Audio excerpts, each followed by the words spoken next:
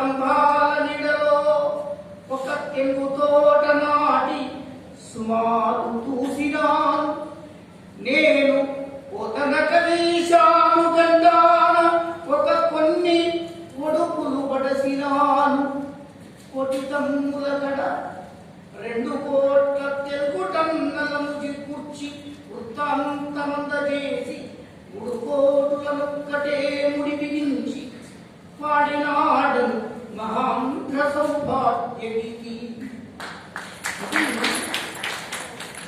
సంపూర్ణంగా దాశరథి వ్యక్తిత్వాన్ని కాకుండా ప్రతి కవికి కూడా ఒక సందేశం ఇచ్చిన భావంలో ఉంది.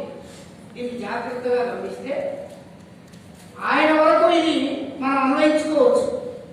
ఆయన తెలంగాణ శృంఖలాలను అంటే ఈ నైజాం ప్రాంతంలో భయంకరమైనటువంటి రోజు కవి తెలంగాణమంతు దవాగ్ని లేచి చుట్టుముట్టిన భీకర అశుభదినాలు.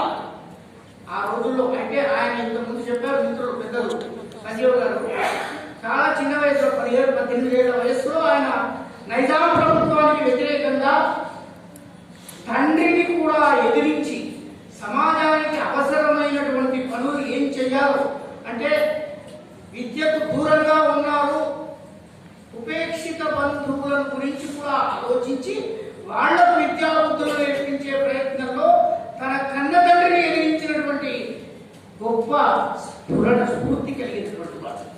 ఆయన ఉద్యమోపజీవి. ఆయన ఉద్యమ స్ఫూర్తి ఎట్లాంటిది అంటే చిన్నతనం నుంచే ఆయనలో ఈ ఉద్యమ ఆకాంక్ష ఉన్నది.